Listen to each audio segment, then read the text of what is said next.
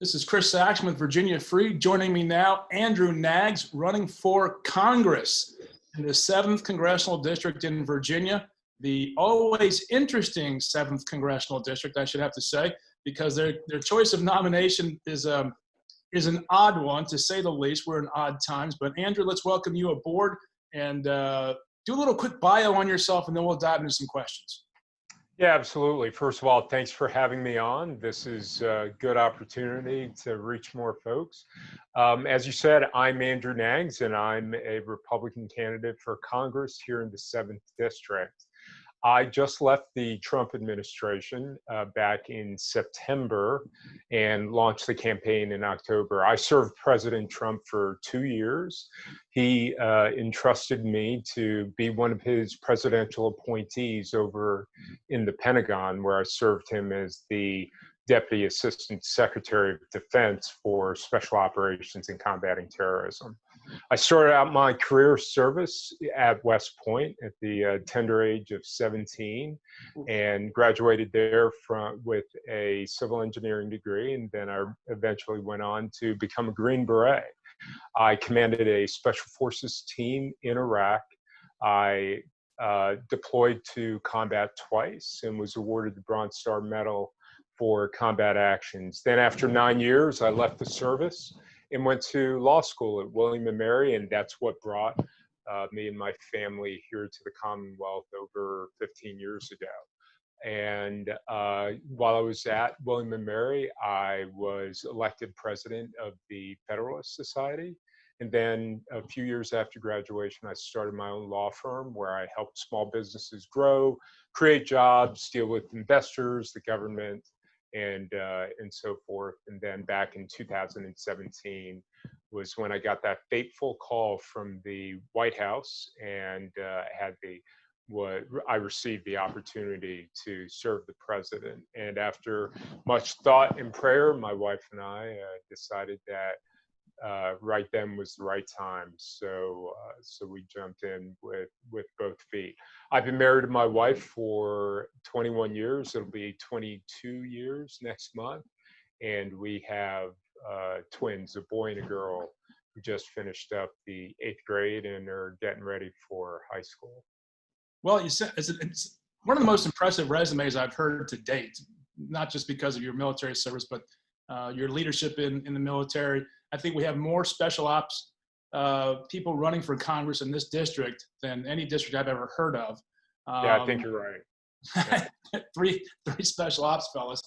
And then your legal career. So it's a well-rounded career. And what made you feel the call, the answer to run for Congress? What makes you say, oh, I've got to get in there? Well, I'll tell you, for a long time, Chris, I have been frustrated, just like a lot of folks, about the lack of courage that I've seen coming from our party.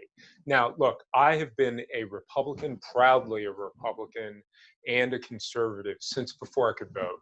My father raised me as a Republican, thankfully, and I made myself a conservative through reading and studying and paying attention. And I will tell you that there has been for many years this feeling that I felt, my wife had felt, and other, I know, Republican voters have felt, that we just are not courageously articulating why it is conservatism is the best foundation for us to be building policy on. And of course, we've lost our, it's verboten to discuss your faith in public, and we seem to have lost our ability to really convey what virtue is. As a result, when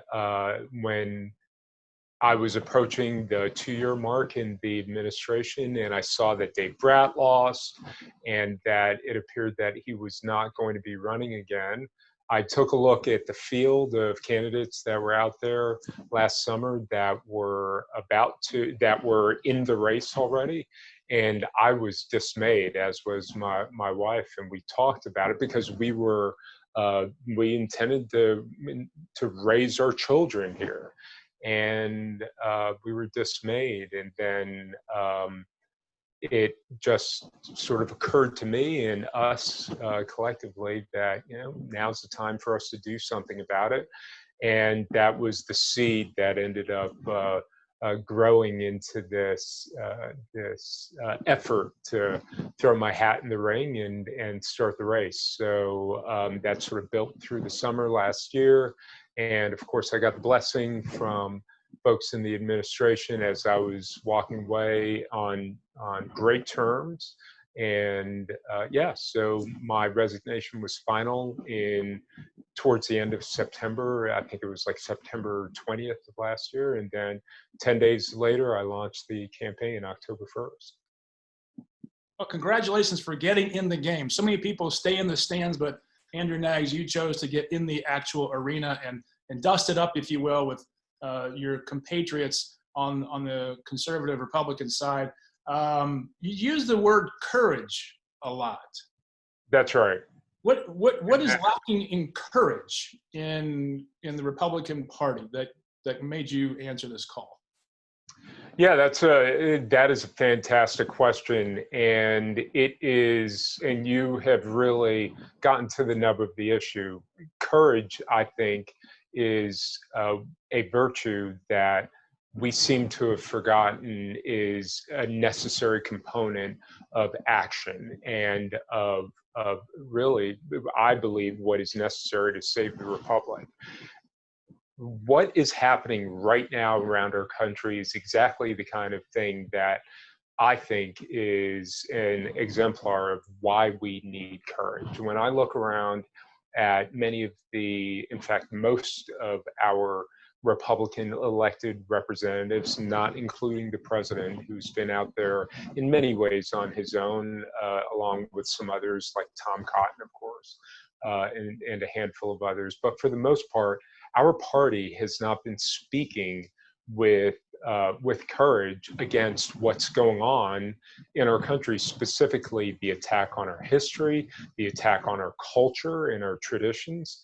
And now is the time that we need our public figures, our elected representatives out there speaking with conviction about why it is that this country is good and great and has been generous since its founding, and warts and all, and standing up for us. But we have not seen it. What we have seen instead is silence, bickering among career politicians fighting for the scraps of higher office, and we have not seen the conviction that says, hey, we're proud. We're not only proud to be Americans, but we will stand together in defending those artifacts of our history and our culture, so that we are able to maintain and thicken those things that bind us together as Americans. And specifically, yes, I'm talking about names of streets, installations. I'm talking about the monuments, and I'm talking about the riots and what I believe to be and what are clearly the Marxist organizations that are behind it. Well, you covered a lot there, and I'm sure you're getting a lot of positive feedback for that on the campaign trail. Let's dive into some specific ones, though, especially on this unrest in our cities. The city of Richmond is very close, part of it's, I believe, in the 7th, and where the monument discussion. No, not anymore. Not anymore. Okay. So you have, obviously, proximity to the city of Richmond, and you've seen the unrest. It's one of the centers of the unrest in the country. Thankfully, we didn't have nearly the deaths that other cities have had. We've seen a tremendous spike in a lot of cities in this country relative to violence in particular, a lot of murders. What are you proposing along these lines as far as police reform and quelling the unrest? I think our starting point needs to be that the police are not the problem. That is part of the dialogue here, because the certain organizations have made them the dialogue. That is not to say that there are not bad police out there, but as an institution, I believe that our law enforcement agencies and police departments around the country are staffed with law-abiding patriots for the most part. Now, to the extent that there are people that are breaking the law, police officers and so forth, they need to be prosecuted and held to account. This notion, though, that what has to happen is somehow we need to fundamentally rewire our police departments around the country, at least rewire them, restructure them, but you know, at worst, we all know about defunding the police. I think that is that is going in exactly the wrong direction. So, for example, with Abigail Spanberger, who I intend to be running against, and we'll know here after this coming Saturday, once I'm the nominee. Abigail Spanberger voted in favor of the so-called Justice in Policing Act. Now, in there was this provision that essentially eliminated qualified immunity. Now, for your listeners and everybody watching this, qualified immunity, once we eliminate that, what that will mean is that police officers will have to carry malpractice insurance in the same way that doctors and lawyers do. The bottom line is that having that provision in that legislation allows Democrats like Abigail Spanberger to say, hey, I never voted in favor of defunding the police. However, she voted in favor of a provision that will absolutely gut and change the ability of most people to serve in that capacity. So when you ask me, what do I propose? Well, first thing we need to do is make sure that we pull away from this narrative that it is the police that is the issue. First, I would have to agree with you on that. I don't have to agree with you. I do agree with you on that. We've taken one bad cop in Minneapolis and extrapolated him out to the entire country, to the point at which New York City has cut $1 billion out of its police force, including the entire plainclothes division, and they wonder why crime is spiking and murders. That's right. It's absolutely staggering to me that we're actually reliving what we know to be true, especially on qualified immunity. I don't think people quite understand what that means for the average. And I just had a Richmond City police officer at my counter for lunch today, talking about what it's like to be on the front lines. And it's staggering what the impact that this has had on the people who do the job every single day. The defunding police, though, I mean, it's a horrible narrative to have out there, even if you're even, I hate that Republicans are making political hay out of this, because I just don't want this discussed at all. Because if we're talking about reforming police, you're going to have to invest in better training, better equipment, better modes of behavior to get better outcomes, and to cut funding at the same time. It seems to be a little counterintuitive. We would never do this for our education system. We would never do this for our healthcare system, to cut funding to make it better. That's right. No, you're absolutely right. And let's think about it, though, Chris. And I like what you said about how you don't even want to talk about it. Well, along those same lines, I have to tell you that what is being thrust in front of us and the rest of the citizens and patriots here in the Commonwealth and around the country, what is being put forth as the issue, race, injustice, policing, what have you, that's not really what's at issue. What is at issue, and why it's so infuriating that our career politicians out there are not speaking on this issue. What's really the thrust of these movements and these organizations is the existence of the United States of America as a republic. We are facing organizations that have it as their stated goal to pursue the implementation of socialist policies, and then ultimately to restructure the United States as a as a socialist country, under a socialist system. Now, that might sound hyperbolic, but I take these organizations at their word. They've stated that that's their goal.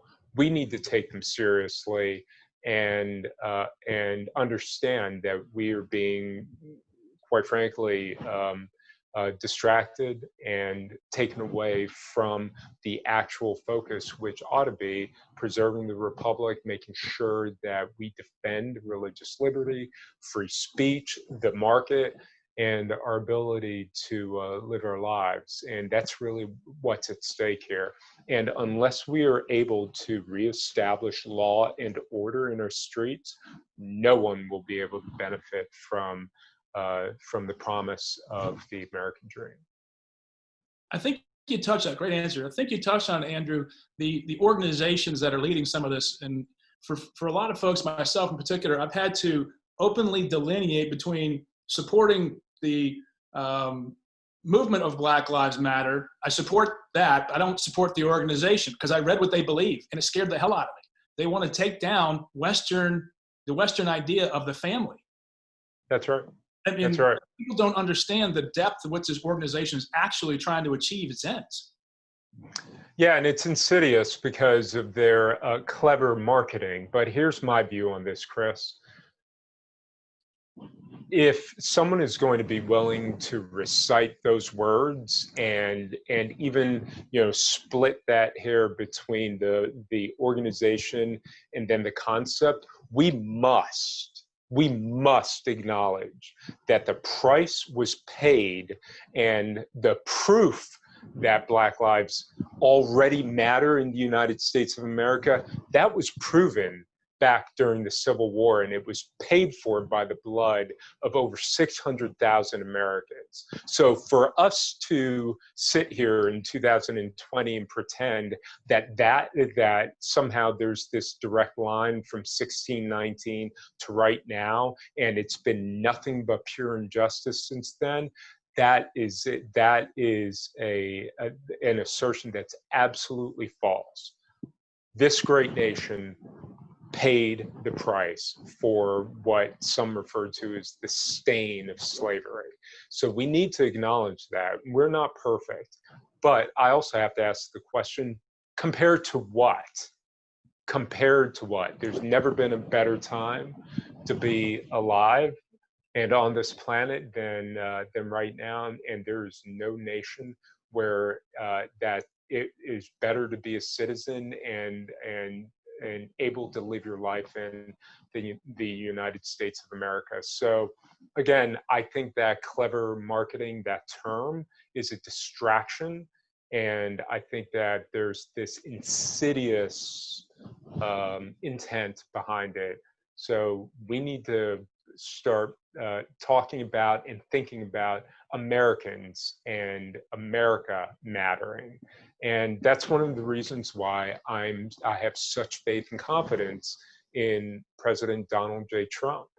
And not only did I serve him for 2 years, and we voted, my family and I, we voted with our feet, but I see what he's doing, and he's holding the line against this wave of anger and discontent that is really intended to keep law-abiding citizens' mouths shut. That's what this is about. So before any mantras are recited, whether or not the words independently sort of make sense, we need to acknowledge who's putting that mantra forward. Absolutely, 100% agreement.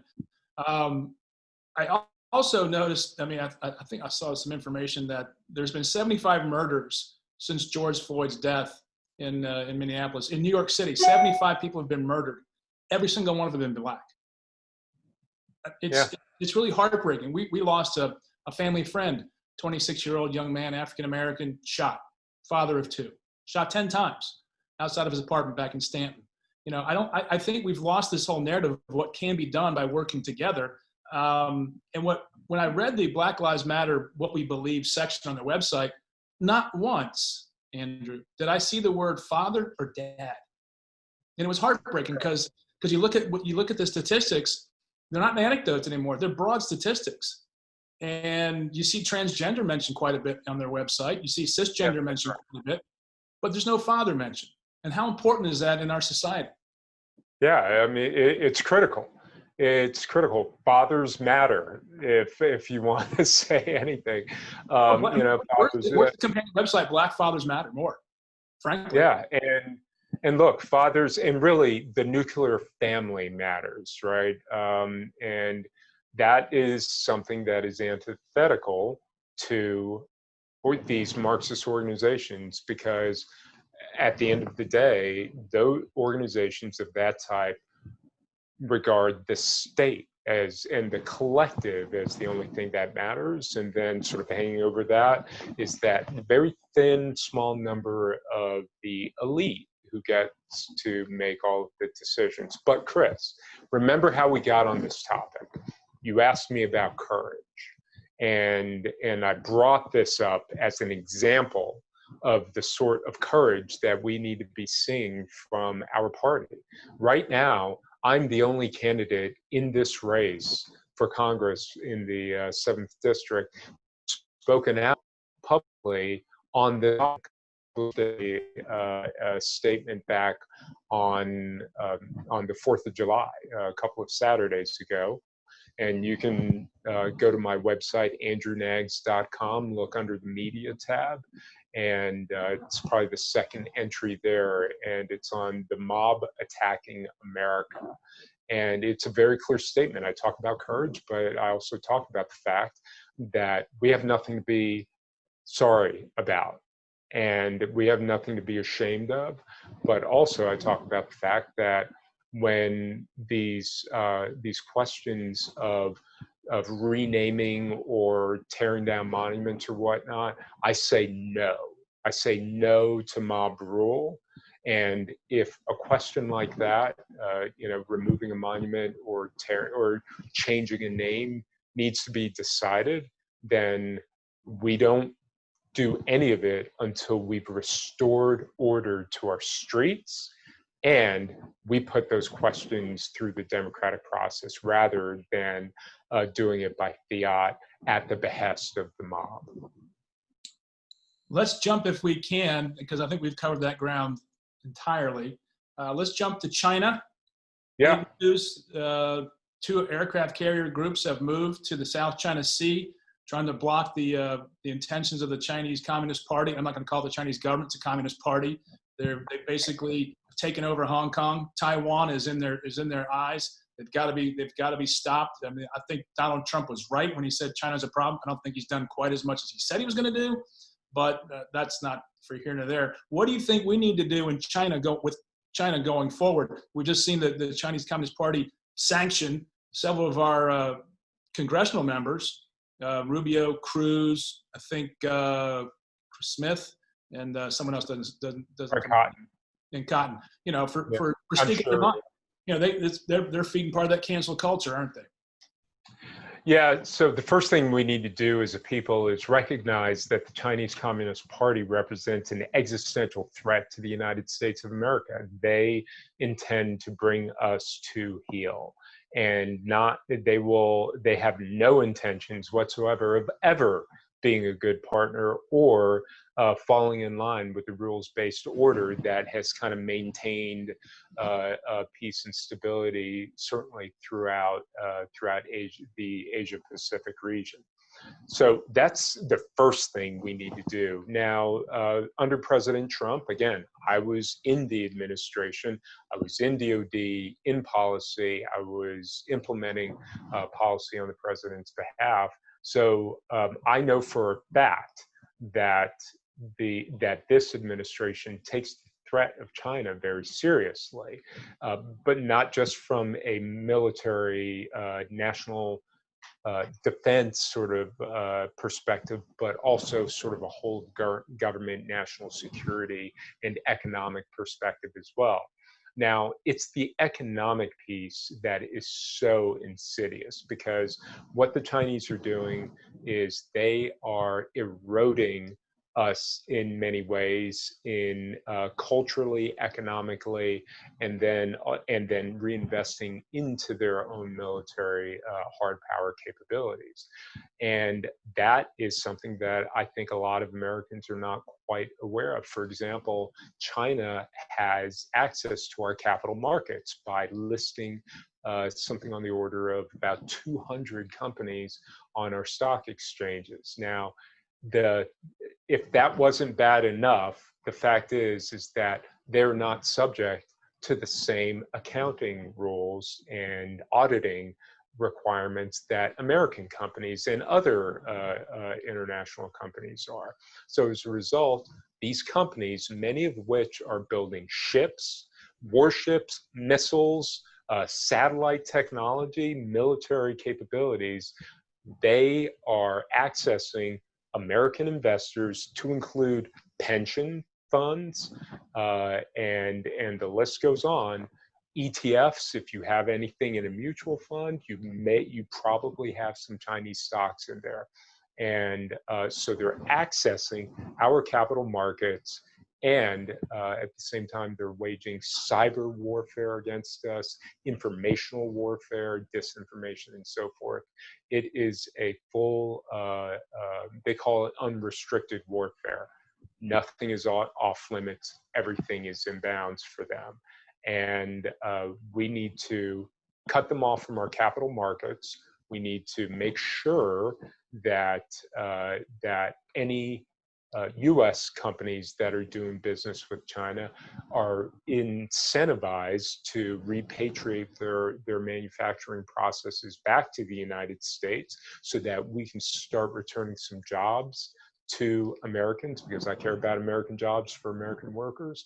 And we need to start with critical manufacturing, for example, with pharmaceuticals. What should we do to incentivize them to repatriate those jobs and that capital back to the United States? Yeah, it will have to be some mix of a tax holiday or something along those lines. Here's the problem, though. Much of the money that is earned, that is carried on large corporations' balance sheets, that is earned in China, here's something most of us don't know. It cannot leave China. The Chinese will not allow those funds to leave. So as a result, their corporations are very, they're not willing to walk down that path freely or without being incentivized. Now, there's no way that I believe the American taxpayer should cover or try to match those funds, but we need to understand that there needs to be a carrot involved here in order to get these companies to bring their manufacturing processes back. Also, we need to improve our human capital, and in terms of graduating more engineers and making sure that there are the workforce is available to do what high-end manufacturers need them to do. And so that really sort of speaks to the way that we're managing our immigration system, and it also speaks to education as well. I think clearly one of the most important aspects to the China equation is India, and having a balance in the region that can draw not only capital to India and all, but also from India, and a lot of intellectual capital, working capital, human capital to the United States to box out and show the Chinese we have other partners in the region that will be very vibrant and going forward. What are your thoughts on the Chinese and Indian conflicts that we're seeing in the Himalayas, and which are, I think, more of a smokescreen away from the naval considerations? What thoughts have you given there? Yeah, I think you're right that India ends up being a critical partner for us in the region for a number of reasons, not just on the hard power military side, but also, as you indicated, on the manufacturing and business side as well. One of the things that we need to be aware of, though, is that the Chinese have been so skillful in infiltrating so many businesses and so many industries that even products that we receive from India, again, pharmaceutical products, end products, are many of those, and a substantial portion of those are manufactured using active pharmaceutical ingredients that are sourced from China to begin with. So this process of disentangling ourselves and our allies from the Chinese, it's going to be a long path, but we need to start. And if we don't start now with President Trump at the helm, I don't believe that that we will ever get a better opportunity to do it, because time's running out. And the Democrats don't care, the globalists don't care, and this is something that we need to do. But India will be critical for us going forward. Let's jump, if we can, to, we'll try to get a wrap on coronavirus, and now with schools coming opening soon. We should probably dive into that one, because the federal government has certainly been a little bit louder lately with Betsy DeVos's commentary over the weekend, or interviews over the weekend. What are your thoughts on reopening schools, and what should the federal government do in partnership with state and local governments to make sure schools open safely? So my view is we need to reopen our schools. What the federal government needs to do is part of what we saw Betsy DeVos do over the weekend, or in the last few days, which is make clear how the federal government is looking at this and how the administration is looking at this issue. We need similar clarity from the medical side as well. And that, I think, it needs to be the key driver. The administration really needs to speak with one voice.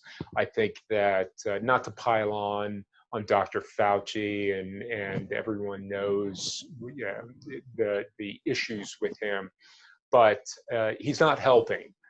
And what I mean by that is that not only is his message changing from day to week to month, every time you hear him opine on one of these issues, it seems as if he's talking about something different, right?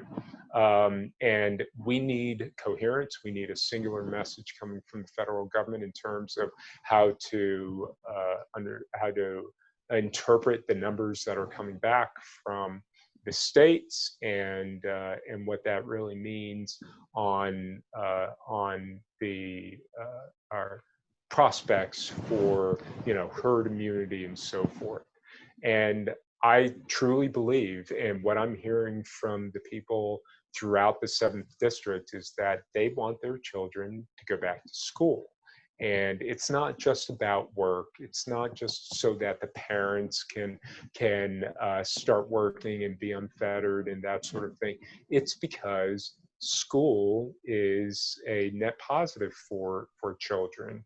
The interaction with each other, the interaction with teachers, and most of our schools are, certainly in the 7th District, are able to provide a level of instruction that you just cannot replicate remotely. But isn't this really more of a local decision? I mean, Highland County isn't Henrico County. Fairfax County isn't Virginia Beach, and Virginia Beach isn't Rockford County. They all have different realities. I mean, this is not South Dakota, North Dakota, where they already have social distancing built into their social fabric. It's what they do. It's just a different equation. But the more densely populated areas, you're going to have more likelihood to have a more intense spread of the COVID. So is this really the federal government's responsibility to tell local governments they have to go back to school? So to be clear, my view is that it is not the federal government should not be directing in the manner that you described. What I'm describing is that the federal government needs to be clear on the data and how the states and us as citizens should be interpreting that data. And the federal government can set policy. ultimately, I do believe that the states have the obligation to manage this process on their own. That said, I think that we're going to reach a point where it's very clear that that certain jurisdictions are playing games with not just our students' educations, but with our economies as well. And I think that that is something that that is pretty clear to most Americans who are paying attention, certainly throughout the 7th district. So yes, I believe that the states and the counties here in the Commonwealth need to make that decision, and that one size will not fit all. I think one of the opportunities being lost here is the reality that there's so many good virtual and online platforms and companies out there that could fill the gap for a lot of families. And that's not being discussed, because there's a lot of families whose kids, frankly, would be in a great shape if they were taking like K-12 or Connections Academy, some of the other platforms out there for homeschooling. Is that an opportunity for incentivizing families to do that? Without a doubt. Now, look, my wife and I, we homeschooled our children for 3 years, and they've been in public school for the last 2 years. But so we've gone through those challenges of building curricula and providing quality instruction. But here's the thing, though, Chris, especially in my district here in the seventh, many of my neighbors don't have access to high-speed internet, to broadband. So they're restricted. Many of the children, the school-aged kids in my district, are being held back, and they're being impeded by the fact that we don't have the distribution of broadband that you would see in other places in Virginia. So as a result, their instruction will necessarily, as a consequence of the infrastructure, will be impeded by that lack of access to broadband. But that said, I believe that that decision to homeschool and schooling in more broadly, even just stepping away from what's going on right now, I believe parents must be in charge and given the or empowered with the responsibility to make decisions on the educational outcomes for their children. So if that's homeschool, if that's private school, or what have you, I believe that that is the where we should be, and that's how we should be looking at education, rather than it flowing from on high from the federal government down through the states and then down to parents. So certainly, if parents are in a position to homeschool and pursue that line of instruction, they should have that opportunity. I also believe that the money should follow the children, so that parents can invest that money as they see fit in sending their children to schools that are high performing and provide those educational outcomes that they want for their children. And but I don't believe remote schooling is going to be perfect for everyone. Okay, so let's get to economy and jobs. Just want to reintroduce you for those who are joining late. Andrew Knaggs is 7th Congressional District Republican, running for the nomination this weekend at a convention. He is a graduate of, correct me if I'm wrong, you're at West Point. You were a Green Beret in the Army, William & Mary Law School, private practice. Then you worked in the Trump administration and retired on good terms with the Trump administration, choosing to run for Congress. Is that a fair? It's all true. Okay. Yeah, 100%. Nothing to quibble with there. It's an impressive resume, and I hate to condense it, but it's in the interest of time. So we're obviously in a recession, deep recession, coming out of it. Good job numbers the last couple of months. What do you see going forward that the federal government needs to do to get the economy going back to where it was, and also paying off this massive debt we've incurred due to the COVID virus that came from China? Yeah, and that's a great way of framing it. Well, we've got to get back to work. We must reopen our economy. That's really the first thing. And then we need to start looking seriously at what our vulnerabilities have been in our economy. This is one of these shocks that should make it clear that we are vulnerable throughout our economy, in particular in these critical manufacturing areas and in our supply chain. So we need to secure our supply chains, and then, as we talked about previously, we need to make sure that we're incentivizing companies to bring manufacturing back to the United States of America, and we have to take that seriously. So we need to open up, secure our supply chains, and bring back our manufacturing jobs. Now, as far as what people in my district are concerned about, they just want to be able to earn a living again and go back to work. And I think that is something that is more and more of us throughout the country should have that opportunity to do, regardless of the, even despite what's going on with the coronavirus. Now, as far as this virus that, and paying off and this massive debt that we're incurring, that is going to, the way that we get out of that hole is by earning our way out of the hole. But we also need to control our spending. And our country historically has not had a revenue issue, it's a spending issue. And so we need to start taking things seriously, like mandatory spending, Medicare, Medicaid, and Social Security. 70% of our budget, or approaching 70% of our budget, that increases at a higher and higher rate every single year. We need to hold that rate of increased spending constant, and that will be a significant step towards getting us to a balanced budget, which before the corona Wuhan virus descended upon us and we added multiple trillions of dollars to our balance sheet, there were credible numbers coming out of a number of organizations that said, hey, if we control our rate of spending, we would be able to balance our budget within a decade and a half, within 15 years. Now, that horizon may be a bit farther out, especially now after everything, after all the spending. But I do believe that that is a step that we need to take and would start righting our ship. It seems like every sector in the private economy is going, we've never dealt with this before. We've had to make tough decisions that we didn't think we'd have to make. So I think there's more of an opportunity to say, here are some aspects of the federal government we can do a lot better, and we can make this decision real quick because we have this moment. And I think we've lost that moment.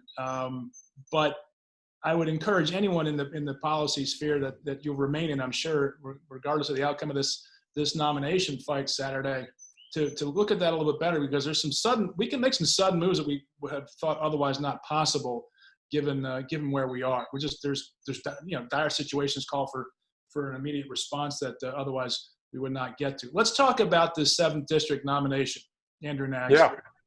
I'm personally disgusted by it. I'm sure you have to mind your thoughts on this one a little bit. I think it's unfair.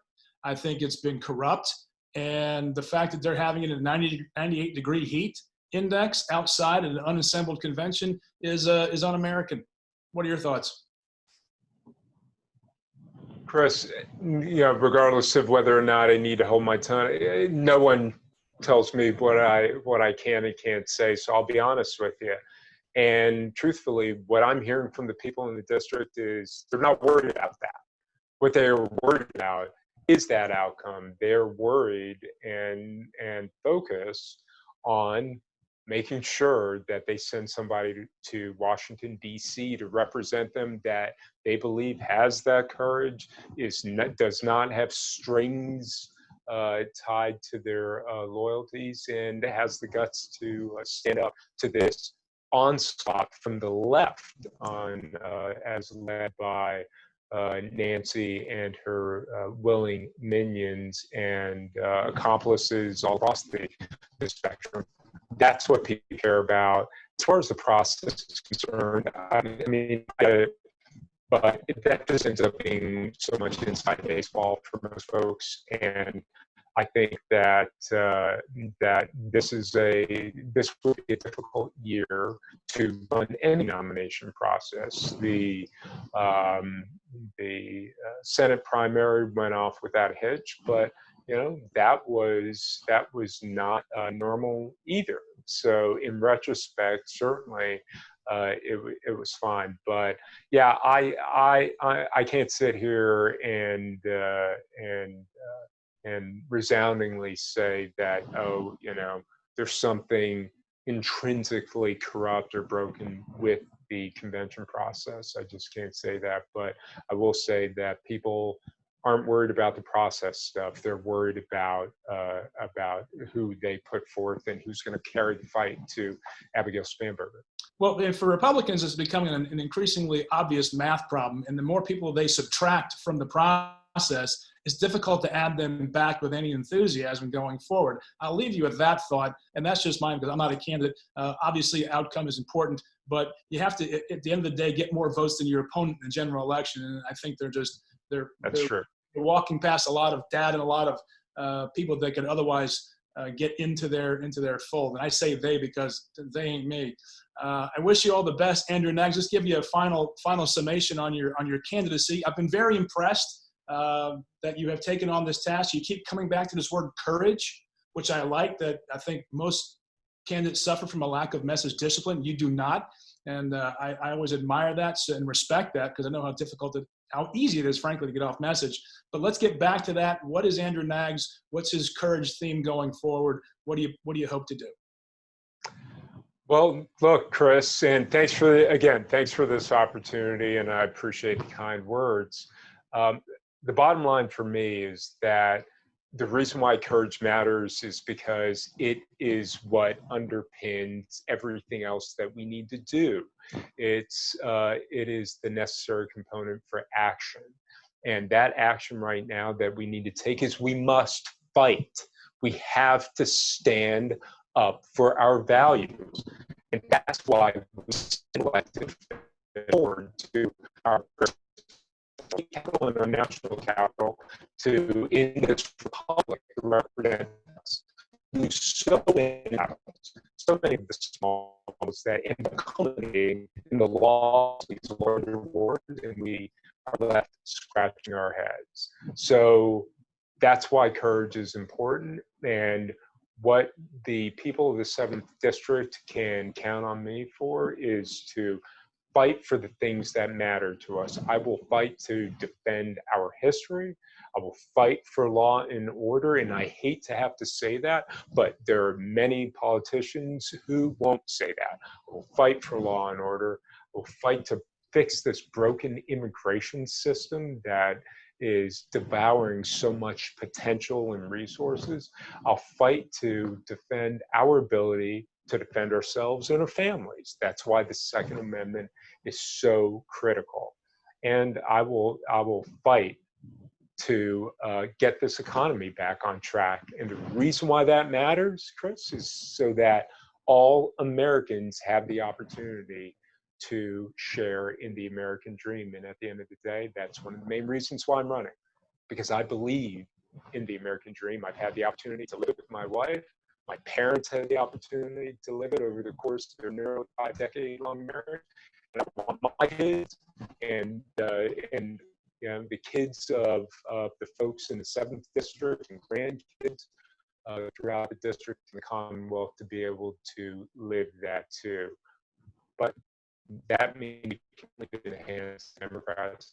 That means we must take the fight to them. As you indicated, Chris, that requires courage. So the people of the 7th District, they can count on me to win this seat back and, of course, to stand by President Trump and make sure and help him finish the job he started in this term. So that's what I bring to the table. Okay, Andrew Knaggs, best of luck to you this Saturday. I hope you do well. Thank Stay you. in the game, regardless of the outcome, and fight if you win. Keep fighting, fighting, fighting. I think you have a bright future in politics, and I hope it continues after Saturday, regardless. Hey, well, I really appreciate that, Chris, and thank you for everything you're doing as well. So Best of luck. your work is part of the glue that holds us together. So appreciate it. Best of luck to you. Take care, Andrew. Thanks. Bye now.